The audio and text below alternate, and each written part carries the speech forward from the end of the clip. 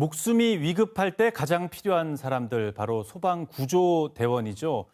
그런데 여름철 순환사고가 이 소방구조대원들의 순직사고 가운데 가장 큰 비중을 차지한다고 합니다. 오늘은 강원특별자치도 소방본부의 황서현 소방장과 함께 관련된 내용 자세히 들어보도록 하겠습니다. 어서 오세요. 안녕하십니까? 네.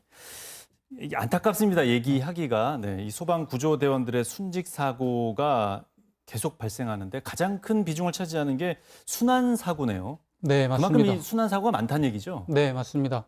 올해만 벌써 이 순환사고가 31건이나 우리 지역에서 발생을 했고요. 네. 이 사고로 14명이 지금 사망을 했는데 특히 지난 주말에 홍천에서 2건이나 있었습니다. 모두 다 이 불어난 강물에 들어갔다가 급류에 휩쓸리는 그런 사고였는데요. 예. 2건 중에 한 건은 실종된 지 사흘 만에 이렇게 발견이 되기도 했습니다. 네.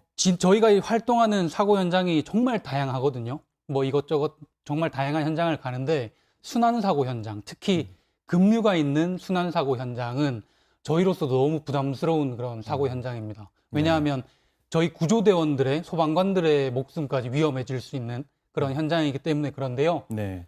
지난 10년 동안에 6명이 급류 때문에 순직을 하기도 했습니다. 저희가 정말 많은 훈련을 하고 또 대비도 하고 노력을 하는데도 이 급류는 정말 어려운 그런 현장인 것 같습니다. 예, 뭐 순식간에 발생하는 경우가 많다 보니까요. 네. 어떤 상황인지 지난 사고의 사례들을 몇 가지 알려주시죠. 네, 지난 2016년 울산에 이제 태풍 차바가 상륙을 했습니다. 네. 그때 시간당 130mm가 넘는 그런 폭우가 내리면서 한 댐의 방류보가 넘쳤어요. 네. 근데 그때 댐 하류에서 강변에 주차돼 해둔 차에 사람이 남아 있는 것 같다라는 네. 신고가 접수됐습니다.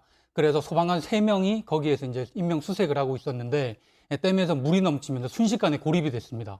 그래서 그 3명이 각각 나무 그리고 전봇대 그리고 포크레인을 잡고 한 40여 분을 버티다가 네. 결국은 이제 물에 휩쓸렸는데요. 한 명은 순직을 했습니다, 현장에서. 그리고 2명은 구조가 됐는데 정말 안타깝게도 2명 중에 1명은 이제 내가 그곳에서 그 동료를 지켜주지 못했다는 그런 트라우마, 놓쳤다는 그런 트라우마 때문에 스스로 자살을 했습니다. 아, 네. 네. 또 2020년에는 급류에 빠진 사고자를 구조하던 이제 구조대원도 함께 휩쓸린 그런 사고가 있었고요. 또 같은 해에는 이 매몰 사고 현장에 출동하다가 급류 때문에 길이 끊긴 겁니다. 그래서 근데 매몰 사고 현장이니까 빨리 가야 되는데 네. 그 갈 수 있을지 없을지를 판단하기 위해서 내려서 확인하는 차에 또 급류 때문에 계속 물이 들이치니까 도로가 또 추가로 붕괴를 했습니다. 그때 또 1명이 휩쓸리면서 그렇게 순직을 하는 사고도 있었는데 저희도 정말 큰 위험을 무릅쓰고 구조 활동을 하는 곳이 그런 급류사고 현장인 것 같습니다. 예. 사례를 조금 더 들어보면 좋을 것 같은데 혹시 직간접적으로 가까이서 겪은 사례도 있을 것 같은데.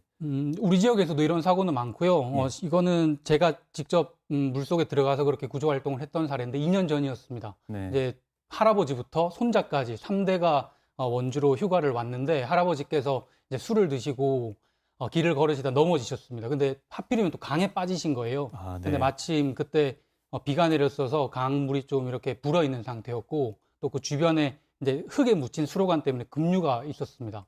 그래서 실종이 되셨는데 저희가 현장에 도착해서 물에 들어가 보니까 아니나 다를까 흙탕물이었고 물살 때문에 상당히 그런 어려운 현장이었습니다. 게다가 물고기를 잡기 위해서 그물이 군데군데 설치가 돼 있으니까 저희로서도 상당히 위험에 처할 수 있는 그런 환경이었는데 이제 저희 일이잖아요. 그게 네. 빨리 찾아드려야 되는데 위험하지만 빨리 찾아드려야 되는 그래서 구조대원들끼리 정말 손에 손을 잡고 물속에서 다이빙을 해서 수색을 했는데 정말 손에 손을 잡거든요.